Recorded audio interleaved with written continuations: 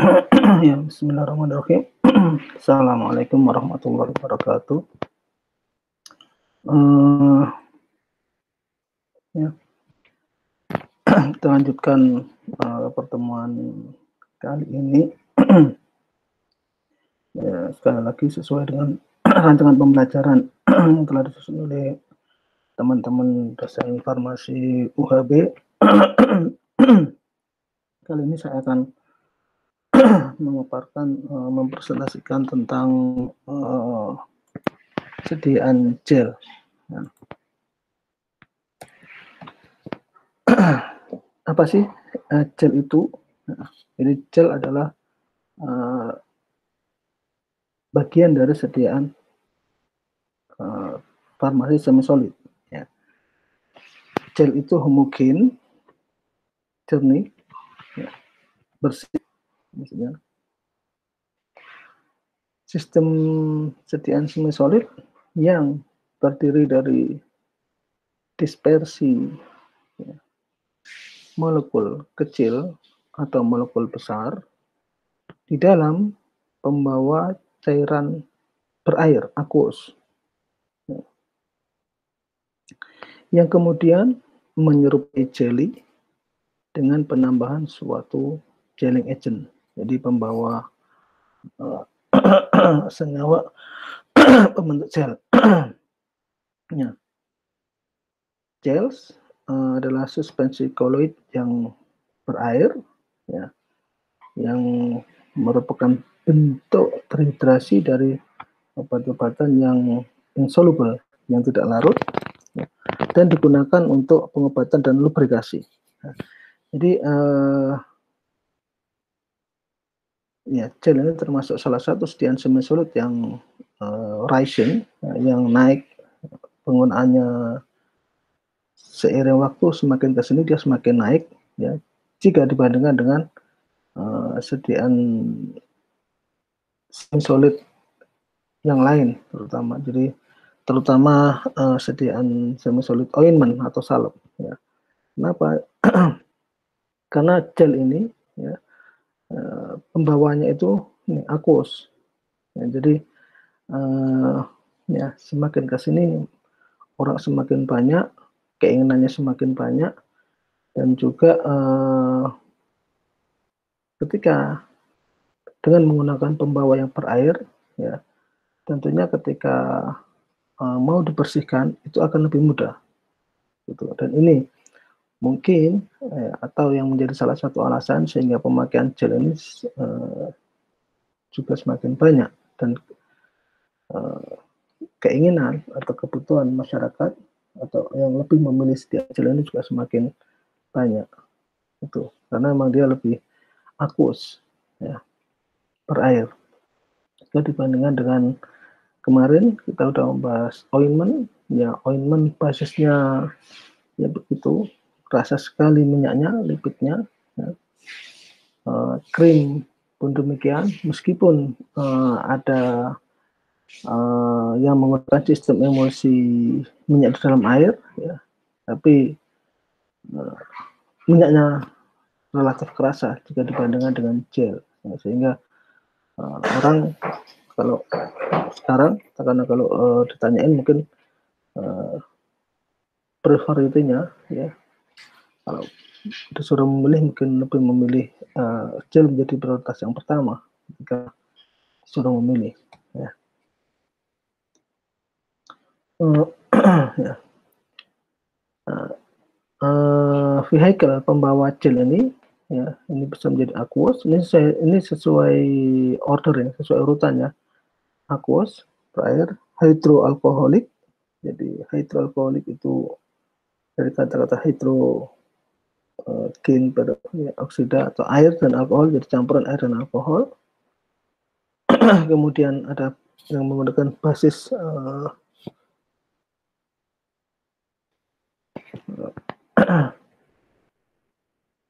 atau yang menggunakan basis alkohol, atau juga pembawa-pembawa yang non aqueous yang tidak berair. Sekali lagi ini sesuai dengan ordering, sesuai dengan urutan. Jadi yang aqueous yang paling banyak digunakan untuk sediaan gel ini. Nah, ketika kita berbicara gel dari depan juga, kita tidak bisa melepaskan diri dengan yang namanya senyawa-senyawa pembentuk gel atau istilahnya gelling agent. Ya. Nah, jadi bisa dibilang gel itu akan terbentuk ketika tidak ada senyawa-senyawa atau material-material yang dapat membentuk gel. Nah, gelling agent ini adalah suatu material yang digunakan untuk thicken, jadi untuk mempertebal, ya, atau ya membuat ya gelnya menjadi ya viskos. Dan gelling agent ini juga digunakan untuk menstabilkan larutan-larutan cairan. Gelling agent ini ya, larut dalam suatu cairan ya, menjadi suatu campuran koloid yang mana bentuknya ini adalah suatu struktur internal yang membentuk gel dan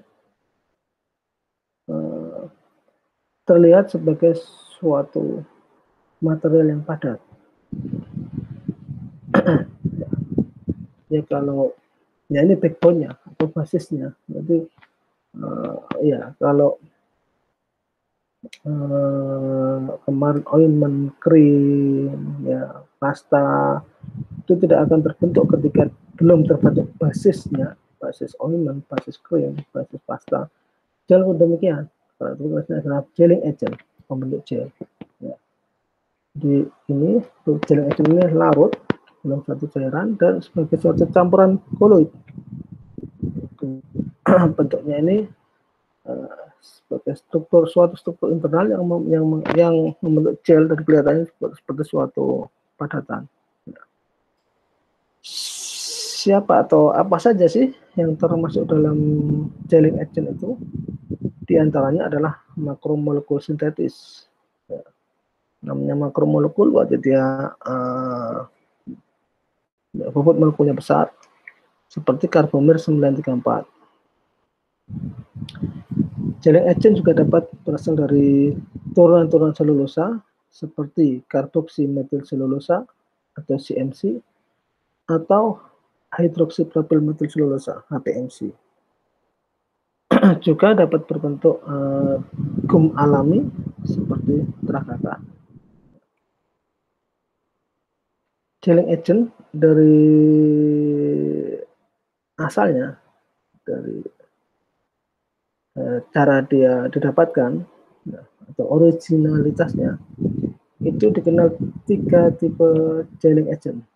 Yang pertama ya polimer alami natural, contohnya protein, polisakarida. Yang kedua polimer sintetis, ini adalah turunan-turunan selulosa. Dan yang ketiga pure murni polimer sintetis.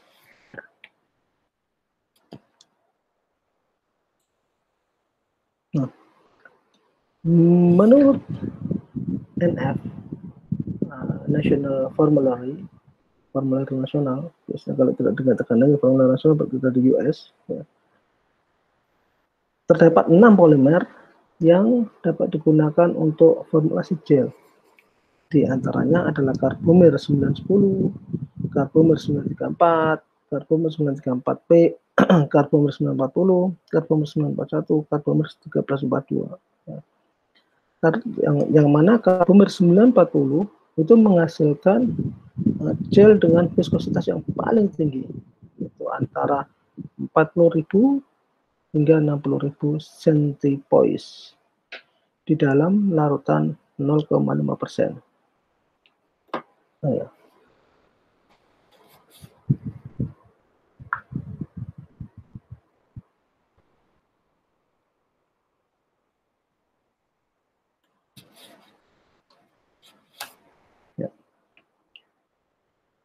Berikutnya klasifikasi gel. Ya. Ada secara global, secara garis besar Klasifikasi gel terbagi menjadi hydrogel, ya, aerogel, dan yang terakhir organogel. Hydrogel. Suatu hydrogel adalah suatu jaringan rantai polimer yang hidrofilik, menyukai air. Kadang-kadang ditemukan sebagai gel koloid, yang mana sebagai medium pendispersinya adalah air, hydrogel. Jadi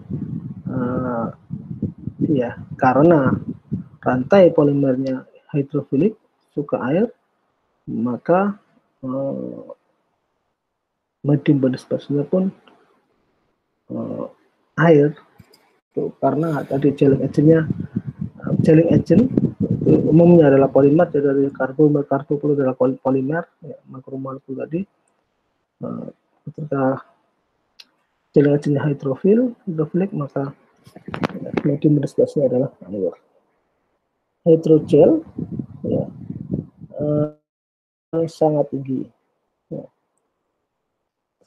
Hydrogel ini dapat mengandung lebih dari 90% air, ya, baik yang berasal dari jaringan polimer natural, alami, atau sintetis. Hydrogel juga memiliki derajat fleksibilitas yang sangat mirip jika dibandingkan dengan jaringan yang alami. Ini dikarenakan kandungan air mereka yang sangat, ya, signifikan. Bahan-bahan umum yang termasuk dalam hydrogel yang dapat membentuk gel hydrogel ini adalah antara lain polyvinyl alkohol atau PVA, natrium poliakrilat, ya, dan polimer akrilat, dan yang lain-lain. Intinya hydrogel adalah gel yang mana polimernya atau basis gelnya itu hidrofilik, suka air, sehingga hydrogel. Kekurangan hydrogel, lihat ini. Jadi tadi bentuknya gel itu bersih, ya, atau transparan, benar kelihatan. Kekurangan hydrogel diantaranya sebagai scaffold, sebagai tulang punggung, backbone di dalam rekayasa jaringan, sebagai lingkungan, sebagai detektor terkait sensitivitas lingkungan. Berikutnya, hydrogel juga dapat digunakan untuk sistem pengantaran obat, ya, sistem pengantaran obat, sistem rilis, pelepasan berkelanjutan. Kekuatan hydrogel juga adalah memfasilitasi, ya, absorpsi yang lebih bagus, dan juga debriding. Debriding itu menjadi, ya, mampu menghilangkan hal-hal yang kecil-kecil. Ya, makanya diantaranya gel adalah, ya, untuk membersihkan jerawat. Berikutnya, rusak kegunaan hydrogel yang lain adalah dapat menggunakan kontak lensa. Hydrogel juga dapat digunakan sebagai elektroda medis untuk ECG, elektrokardiogram. Dan kegunaan hydrogel juga dapat digunakan sebagai glue atau perekat. Ya, berikutnya serogel. Jadi jaringan, ya, yang terbuka, yang dibentuk melalui removal, ya, penghilangan dari semua swelling agents, senyawa-senyawa yang dapat menyebabkan mengembang swelling dari suatu gel. Jadi serogel itu jaringan terbuka yang dibentuk oleh yang terbentuk setelah senyawa-senyawa swelling agentnya itu dihilangkan dari suatu gel. Serogel biasanya meninggalkan ya, atau menahan atau memiliki porositas yang tinggi, 15-50% porositasnya, dan luas permukaan yang cukup besar, di antara 150 sampai 900 meter persegi per gram, bersamaan dengan ukuran pori yang sangat kecil, 1 sampai 10 nanometer. Apabila ketika pelarut-pelarut itu removal, dihilangkan ya, pada kondisi yang super kritis, jaringan-jaringan itu tidak akan sering, tidak akan mengkerut, ya, dan porositas yang sangat tinggi, ya. Material-material yang memiliki kerapatan, ya, atau densitas kerapatan atau jenis yang rendah, ini dikenal sebagai suatu aerogel. Jadi ada namanya serogel yang merupakan aerogel. Ya.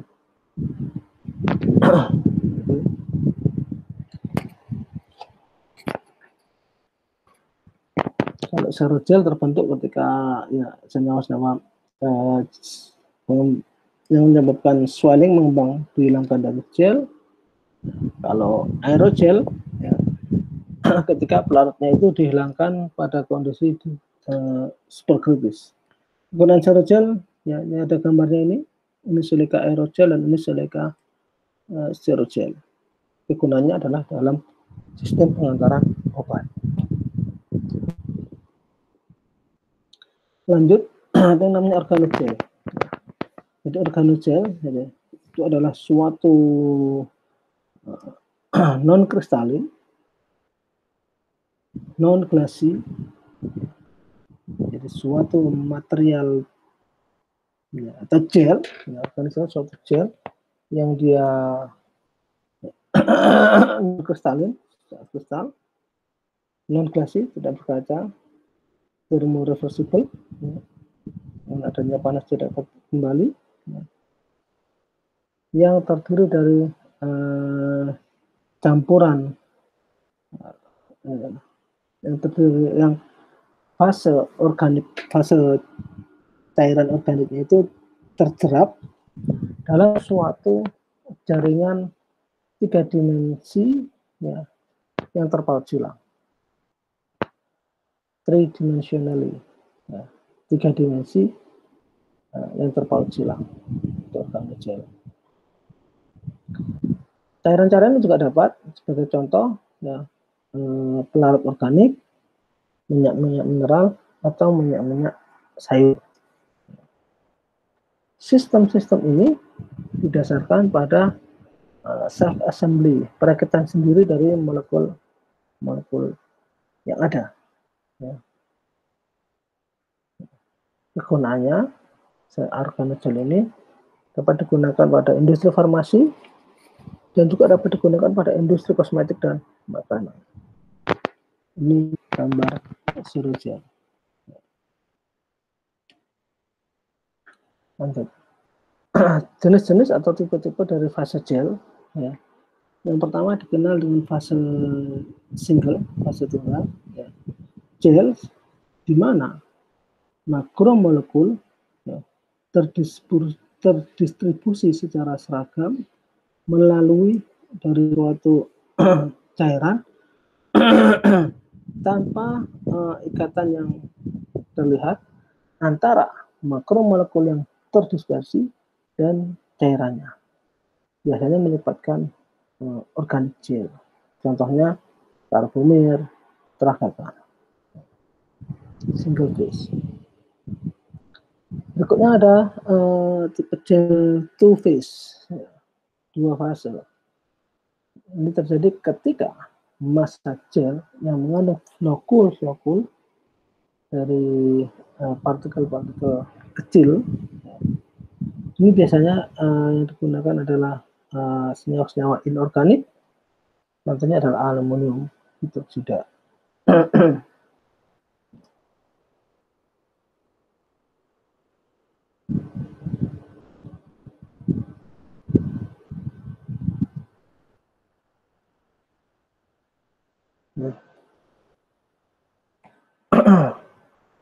Lanjut jenis-jenis gel secara umum.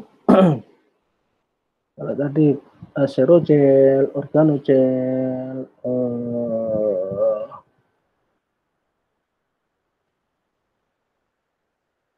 hidrogel, serogel, dan organic gel itu dari orisinalitasnya dari asalnya. Kalau ini jenis-jenis gel ini lebih ke arah kinerja dari gel itu. Di antaranya dikenal ada gel untuk pelepasan terkontrol, terkendali, gel yang bioadhesif, yang dia dapat menempel, melekat dengan adanya ketika dia berinteraksi dengan membran mukosa dari tubuh. Juga ada gel yang extended release yang digunakan untuk pelepasan yang diperpanjang lama. Ada juga jenis gel amfifilik. Amfifilik itu gel yang dia mempunyai dua gugus, hidrofob dan hidrofob, seperti surfaktan. Terus berikutnya ada gel kompleksasi, gel karena terjadinya reaksi kompleks di sana. Yang terakhir juga ada yang namanya hydrogel reversible yang dapat kembali, yang dia sifatnya thermosensitive sol gel. Jadi ketika dia memadat, dia membentuk gel. Ketika dia adanya panas, dia dapat menguai dan bahkan mungkin meleleh, ya, dan dia sifatnya reversible. Hal-hal yang perlu diperhatikan terkait dengan gel-gel farmaseutik. Perhatian farmaseutik terkait dengan gel farmasi. Di antaranya pilihan membawa, dose of vehicle, inklusi dari buffer, inclusion of buffer, pengawet, preservatif. Ya, kenapa? Karena tadi di awal bahwa umumnya mostly pembawa gel itu berair. Ketika suatu kondisi itu mengandung air, maka kondisi atau lingkungan itu sangat berpotensi tumbuhnya mikroba. Sehingga perlu ditambahkan preservatif. Berikutnya antioksidan. Kenapa? Antioksidan ini untuk mengantisipasi terjadinya oksidasi pada sediaan gel itu. Dan ini secara fisikal, suatu gel itu akan sangat mudah teramati, ya, ketika dia mengalami oksidasi apa tidak. Karena tadi, ya, umumnya bentuk suatu gel itu dari bersih atau transparan. Dan ketika dia sudah mengalami oksidasi, sangat besar kemungkinan gelnya itu sudah mengalami perubahan warna. Sehingga perlu ditambahkan antioksidan dalam formulanya. Juga perlu diperhatikan senyawa-senyawa yang dapat digunakan sebagai penambah rasa, flavoring, dan coloring sebagai warna.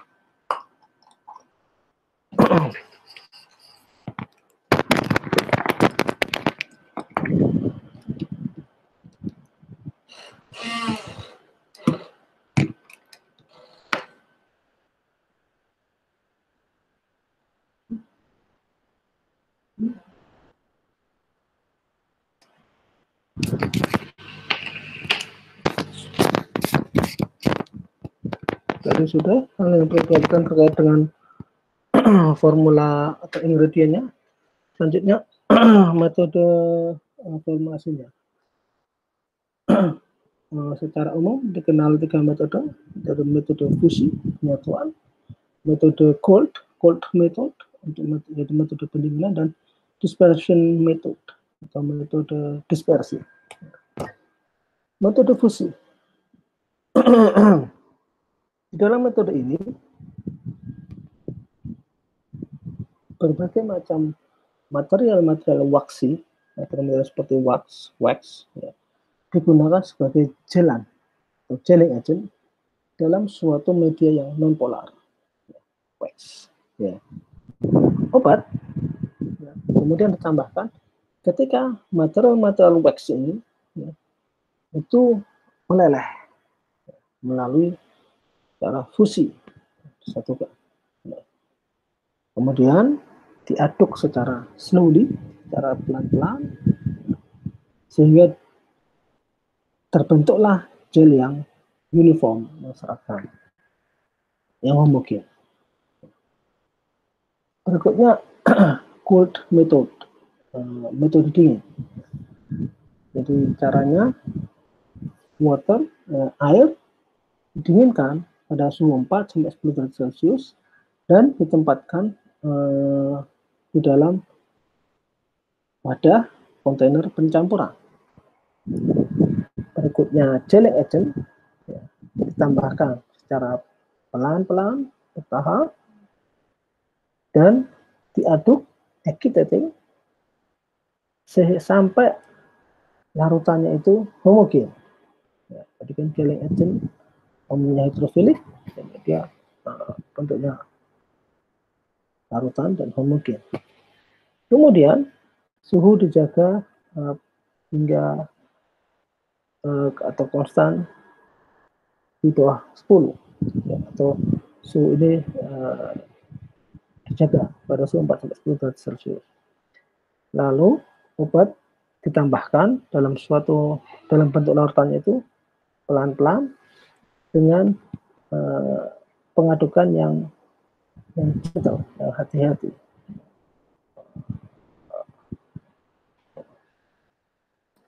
Kemudian dengan segera immediately transfer, pindahkan ke kontainer, ke wadah, dan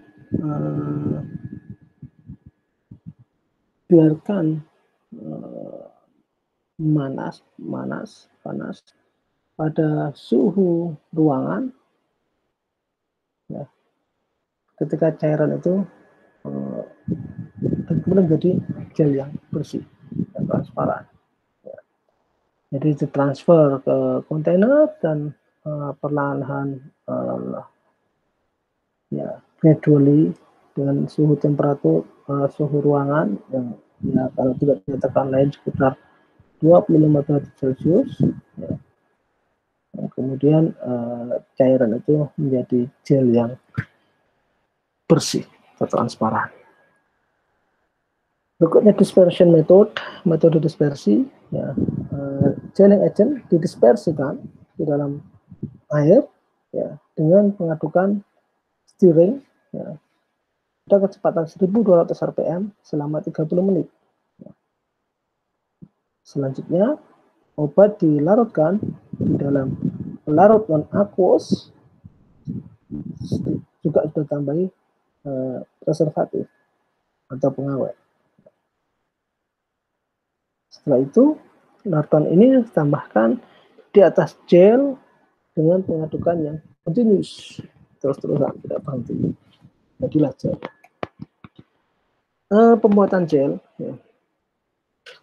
Jadi dengan precipitating atau freshly precipitating, jadi dengan pengendapan secara segar ya, dari fase terdispersi ya, berdasarkan reaksinya dengan senyawa-senyawa inorganik ya, gelatinous gel ini akan presipitat ini akan presipitat gel ini tak akan terbentuk. Saya ulangi, jadi dengan presipitasi pengendapan yang segar dari suatu fase terdispersi ya, dengan mereaksikan dalam suatu senyawa inorganik ya, dan kemudian precipitate gelatinous atau endapan yang seperti gel ini dihasilkan. Contoh, pembuatan aluminium hidroksida, gel aluminium hidroksida dengan mereaksikan aluminium klorida plus natrium bikarbonat. Lalu dengan hidrasi langsung oleh material inorganik dalam air, jadilah Al2O3 plus H2O menjadi aluminium hidroksida. Berikutnya yang perlu diperhatikan adalah parameter-parameter manufacturing, pembuatan. Yang diperlukan adalah urutan-urutan pembuatan, urutan pencampuran dari komponen-komponen ini dengan gelling agent sebagai basis pada pengaruh mereka dalam proses pembentukan gel. Ya.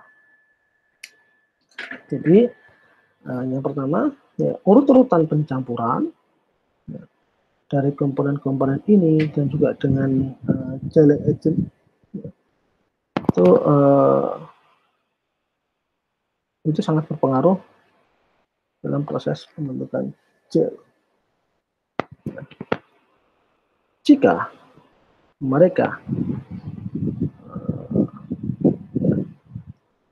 berpengaruh terhadap laju dan jumlah yang mengembang dari gelling agent itu, maka mereka dicampur setelah gelnya itu terbentuk.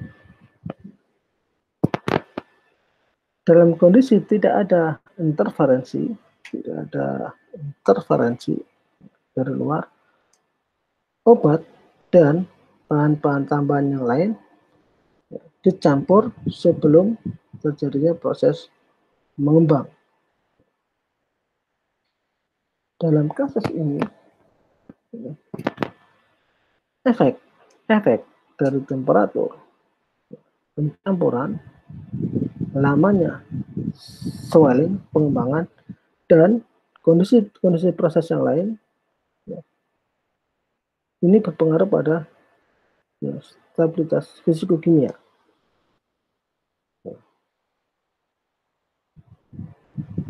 Masih urutan pencampuran, order of mixing, ya. Idealnya ya, obat dan bahan-bahan tambahan yang lain itu dilarutkan di dalam suatu larutan pengembang dan senyawa-senyawa yang menyebabkan swelling mengembang itu ditambahkan pada larutan ini dan dibiarkan mengembang. Jadi obat dan komponen-komponen yang lainnya dilarutkan dalam larutan pengembang dan larutan pengembang ini ditambahkan pada larutan tersebut dan biarkanlah dia sampai mengembang. Parameter-parameter manufacturing lain yang perlu diperhatikan adalah medium gel, gelling medium untuk menghasilkan terbentuknya gel. Air murni adalah medium pendispersi yang paling banyak digunakan di dalam pembuatan gel. Dalam kondisi lingkungan tertentu, gel dapat juga mengandung posolkan atau senyawa-senyawa pendispersi. Ya. Suatu campuran etanol dan toluene ini dapat memperbaiki dispersi tersebut.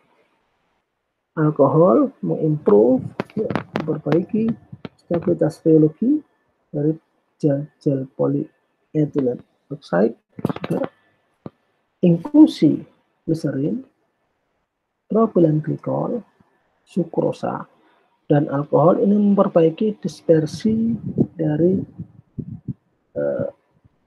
natrium alginat. Yang tidak kalah pentingnya perlu diperhatikan adalah kondisi processing, kondisi pengolahannya. Ya. Suhu pengolahan, suhu processing, pH dari sistem dispersinya, dan durasi lamanya pengembangan adalah parameter kritis di dalam pembuatan gel. Kondisi ini dapat bervariasi tergantung dari gelling agent yang digunakan. Sebagai contoh, air panas itu is preferred, ya, dipilih, lebih banyak dipilih. Pilihan pertama untuk gelatin dan PVA, polyvinyl alcohol. Dan air dingin itu dipilih untuk dispersi metil selulosa, karbomer, guargum, hydroxypropyl selulose atau HPC, poloxamer, dan lakakan itu akan menghasilkan gel, ya, pada asam lemah. Namanya swelling, namanya mengembang. Durasi selamanya mengembang itu sekitar 24-48 jam. Itu secara umum dia dapat membantu dalam proses mendapatkan gel yang homogen. Gum alami, gum natural dibutuhkan sekitar 24 jam, dan polimer selulus membutuhkan waktu 48 jam untuk hidrasi yang komplit. Yang tidak kalah pentingnya dengan removal of entrapped air, jadi menghilangkan udara-udara yang terjerap, entrapped. Penyerapan dengan bubble udara, gelembung-gelembung udara di dalam matriks gel adalah isu yang umum, terutama khususnya ketika proses pengembangan itu melibatkan suatu prosedur pencampuran, ya, atau obat dan bahan-bahan tambahan yang lainnya itu ditambahkan setelah proses pengembangan. Berikutnya, posisi propeller pada bagian bawah wadah untuk pencampuran ini meminimalkan isu ini yang akan menghasilkan akan berpanjang yang lebih lama. Selanjutnya penghilangan, removal of air bubbles, penghilangan gelembung-gelembung udara itu dapat dicapai dengan dibiarkan pada kondisi yang lama, long term, sudah lama, disimpan pada low temperature, disimpan pada suhu yang rendah, juga dilakukan sonikasi atau inklusi silikon, ya, sebagai senyawa-senyawa anti-foaming, anti busa. Jadi removal, penghilangkan gelembung-gelembung udara itu dapat dilakukan dengan long term standing, dibiarkan pada suhu yang lama, low temperature storage, disimpan pada temperatur yang rendah, sonikasi juga dapat digunakan untuk menghilangkan gelembung-gelembung udara, atau inklusi silikon anti-foaming agent, inklusi senyawa-senyawa anti busa silikon. Berikut ini adalah contoh-contoh dari gel-gel topikal. Ya. Ada clindamycin, dia namanya Glucin gel, gelling agentnya carbomer, rute dan kegunaannya untuk acne vulgaris, jerawat, cyanocobalamin, nascobal, geleng agentnya metil selulose, asalnya hematologi. Metronidazole, metrocel, geleng agentnya karbomer, dan dapat digunakan untuk infeksi-infeksi pada vagina. Terus berikutnya senyawa aktifnya suplemen progesteron, nama dagangnya nama mereknya Crinonin gel, senyawa geleng agentnya karbomer, dan rute dan kegunaannya untuk hormon progesteron. Berikutnya kelengkapan dari suatu gel, ya, suatu gel. Pertama swelling yang mengembang, berikutnya syneresis, lalu aging, yang keempat absorpsi uap melalui serogel, sifat-sifat reologis, reaksi-reaksi kimia dalam gel, dan difusi di dalam gel. Swelling, ya, Anda bisa lihat di sini. Ya. Swelling itu serogel yang datang, ya, dalam ketika kontak dengan cairan. Kemudian ya, serogel kontak dengan cairan, ya, kemudian cairan di taken up, ya, diambil oleh gel, kemudian mengembang, itulah volume of serogel. Ini gambaran VOC normal zaman pahala.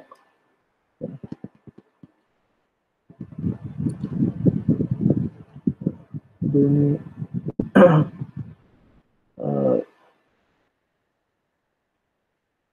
ya, polimer protein, obat, ya, analyte sebelum dia mengembang.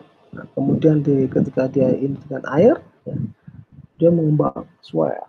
Nah, dimulai dari kontak dulu, kemudian cairan ditekan up oleh gel, ya, masuk ke dalam pori-pori ini, sehingga bentuklah volume gel yang besar. Swelling, pengembangan itu tergantung pada tidak adanya linkage, ya.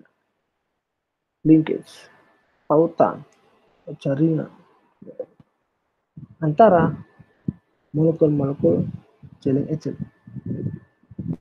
Berikutnya kekuatan dari linkage pautan itu, ya, contohnya adalah titik isoelektrik. Berikutnya kehadiran ion-ion ini di dalam suatu cairan yang mengembang, contohnya ion-ion sulfat, dapat meningkatkan resistensi terjadinya pengembangan dengan pembentukan gel-gel tambahan. Jaringannya terdiri dari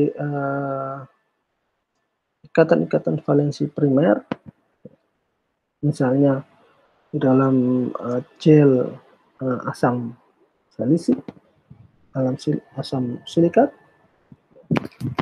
Kekuatan ikatan ini cukup untuk mencegah terjadinya pengembangan.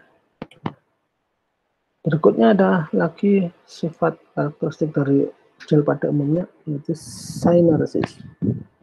Apa itu syneresis? Jadi kontraksi gel yang exude, yang mendorong beberapa medium cairan. Ini udah mengkerut syneresis karena cairannya keluar.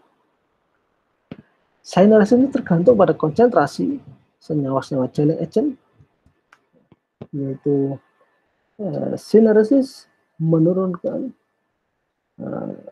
konsentrasi, jadi konsentrasi geleng agent dalam contoh yaitu syneresis, ya, itu akan menurunkan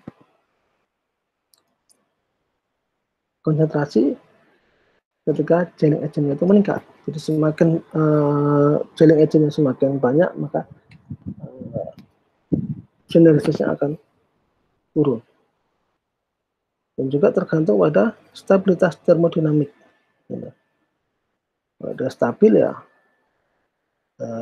sinersisnya banyak, tapi kalau dia tidak stabil, makanya sinersisnya juga atau airnya banyak yang keluar, sinersisnya semakin parah. Berikutnya evaluasi gel, ya ada yang pertama kandungan obat, ini wajib setiap farmasi yang mengandung obat. Bagaimana caranya? Yaitu dengan diambil 1 gram gel, ya, ditimbang secara akurat di dalam suatu tabung volumetrik yang 50 ml, ya, yang mana dalam 20 ml air itu ditambahkan dengan continue shake, mengadukan yang continue, terus-terusan. Volume di-adjust dengan campuran 10% etanol dalam air, kemudian absorbansi larutan dengan blinknya diukur pada panjang gelombang 360 nanometer menggunakan spektrofotometer UV. Evaluasi yang lain, pengukuran pH gel ditentukan dengan pH meter digital. 1 gram gel dilarutkan dalam 100 ml air aquades, air destilasi, dan simpan pada suhu 4 derajat Celcius selama 2 jam. Evaluasi gel, viskositas, sebenarnya banyak jenis atau merek-merek viskositas. Viskositas yang di sini ini adalah viskometer Brookfield. Nah, ini digunakan untuk menentukan viskositas.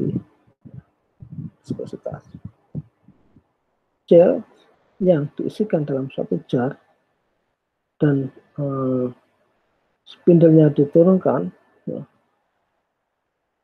ini akan perlu berhati-hati bahwa spindle tidak sampai menyentuh dasar dari jar tempat ya, plastik kecil, ya, mendapat nanti. Jadi maksudnya ini adalah gel, cara pengukuran menggunakan viskometer Brookfield, ya. Jadi gel diisikan dalam satu jar, kemudian spindle dari alat viskometer Brookfield itu diturunkan perpendicularly, ya, sampai dia menyentuh dari gelnya itu, tapi harus hati-hati, ya. Kenapa? Perhatikan supaya spindlenya, ya, itu tidak menyentuh dasar dari jar, karena dia nanti akan merusak jarnya itu. Dan spindle ini akan muter, berotasi dalam gel pada peningkatan shear rate. Ya, jadi pada peningkatan laju shear-nya 0,5, 1, 2,5 dan 5 rpm. Dan pada masing-masing kecepatan itu, ya, angka-angka yang tertera dibaca dan catat. Ini adalah viskometer Brookfield, ya. Jarnya, ya, ini, ya. Dan perhatikan spindlenya ini tidak sampai menyentuh dasar dari jar. Evaluasi gel yang lain adalah spreadability atau daya sebar. Jadi perangkat yang dimodifikasi yang mengandung 2 slides kaca yang mengandung gel tidak di antara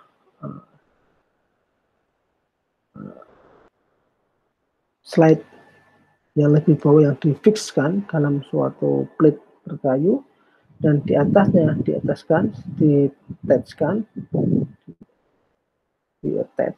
dilampirkan hingga tercapai balance, ya, dengan suatu, ya,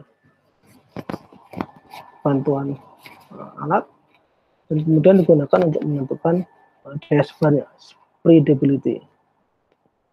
Terus ada extrudability, kemampuan dia mengekstruder untuk mengetahui dia terjadi sineres apa tidak.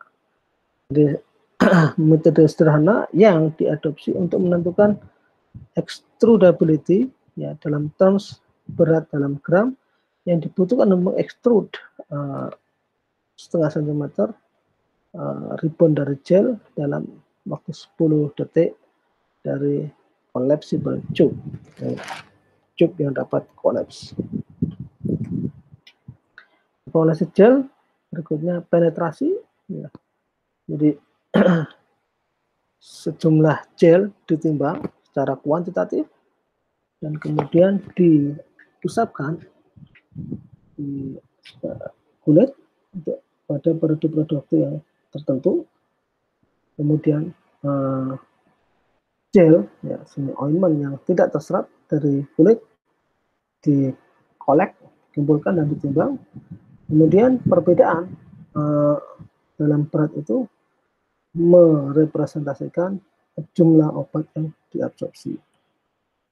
Ya. Laju pelepasan medikamen, ya, laju pelepasan obat. Uji ini dilakukan pada suatu permukaan nutrien agar, jadi jika obat ini bakterisidal, plate agar ini sebelumnya di seeding, ditanami dengan organisme yang cocok, dalam hal ini adalah Staphylococcus aureus. Ya. Setelah periode inkubasi yang sesuai, ya,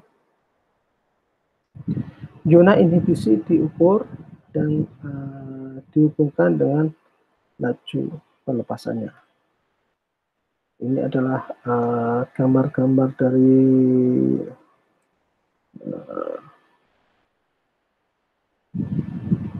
gel, ya, hydroquinone USP, gel untuk pemutih kulit dengan sunscreen, metrogel metronidazole gel, pemutaran osteogel, pemutaran untuk gel untuk tulang, Ginacea gel, dan oral analgesic gel, ada juga gel untuk oral. Thank you, terima kasih, semoga bermanfaat. Dan apabila ada pertanyaan bisa ditanyakan langsung ke akun media sosial saya. Saya akhiri, terima kasih. Assalamualaikum warahmatullahi wabarakatuh.